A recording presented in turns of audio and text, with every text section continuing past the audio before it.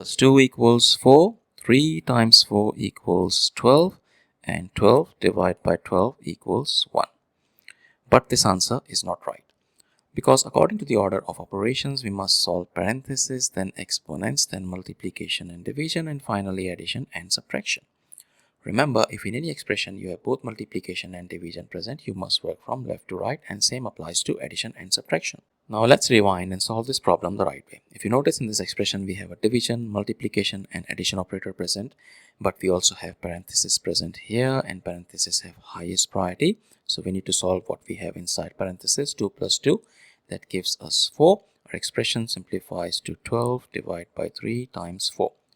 Now we have two operators present here, division and multiplication and division have equal level of priority, but we must work from left to right. So we need to solve this division first, because that's on the left side. 12 divided by 3, that gives us 4, and finally 4 times 4, that equals 16, which is the final and correct answer to this problem.